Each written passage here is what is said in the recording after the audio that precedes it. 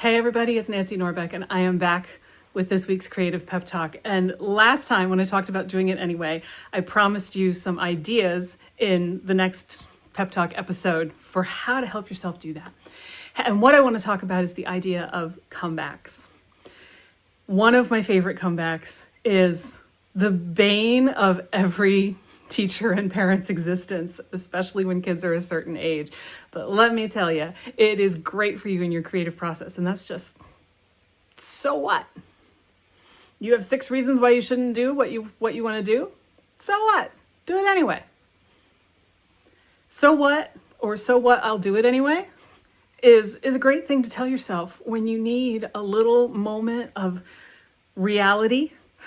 And you may think that all of those reasons that you shouldn't do your thing are reality, but they're really not, because they're just there to scare you into not doing the stuff that you know you want to do. You need a line that you can say to yourself that will reliably bring you back to your creative senses. So if "so what, I'll do it anyway" doesn't work for you, come up with your own. Use a variation. Use anything that sounds good to you. I mean, you can use a line like, "Don't let the perfect be the enemy of the good," which is a well-known expression. There's no reason that that's not a great comeback. Or you may need to actually yell at the voice of the art teacher that still lives in your head who told you your work was no good. That's a great case for "so what?" But you may need to be more specific. You may need to say, "Thanks for your input. I'll take that into consideration as I go ahead and do what I want to do anyhow, because it's none of your business." Which is a little long, but you get the idea. If you are not sure what comeback to use, think of it this way. What do you need to hear to counteract the effects of the voices, real or imagined, that are telling you that you're not any good, that you shouldn't do this work, that it's not worth it, that it's a waste of time, that you're not going to accomplish anything, that you're too old? Your reasons can be so varied, and therefore potential comebacks should be too. So what works with all of them? But if you need something more specific, ask yourself, what do I need to hear right now? And you may initially feel like Stuart Smalley from SNL, but Stuart Smalley kind of had a point. I mean, yes, it was meant to be a parody and it was meant to be funny, but the fact is we all need to hear stuff about ourselves that we often didn't hear from the places that we were supposed to get it from. And so you need to figure out what you most need to hear, how you most need to reassure yourself when it's time to do your creative work, so that you can stop getting in your own way. If you really want to delve into this, grab your journal and ask yourself, what do I most need to hear to stop getting out of my own way? It's great if you can take it and make it short and pithy. And quite frankly, if "so what" doesn't do it for you, the appropriate answer to the voice of that middle school art teacher might just be, "Shut up. I'm doing my work now."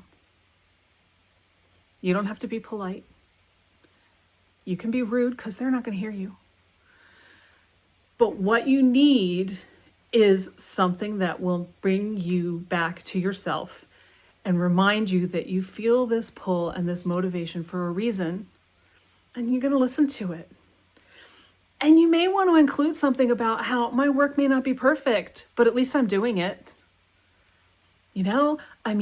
I remember being told, while you're sitting around waiting for the perfect idea and the perfect place to write and the perfect piece of software to write it on, and yes, people get hung up on this. I answer questions on Quora from time to time, and I swear they will ask me, is it better to write in Word or in Google Docs or in Scrivener? And the only right answer is, which one will make you happiest while you're writing? Which one will not get in your way? Which one do you like best? Use that one. If you want to write on paper, one of my grad school advisors wrote on paper in fountain pen. That's the right answer, right?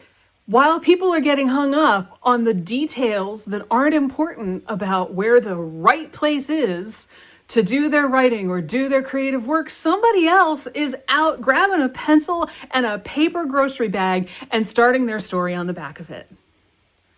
The only difference between you and them is that they just grabbed what they had and ran with it, which goes back to my episode about starting with what you have and where you are. Stop letting stuff get in your way. And one of the best ways to do that is to use comebacks to keep you from getting sidetracked by things that just don't matter. You will figure out what the right one is for you.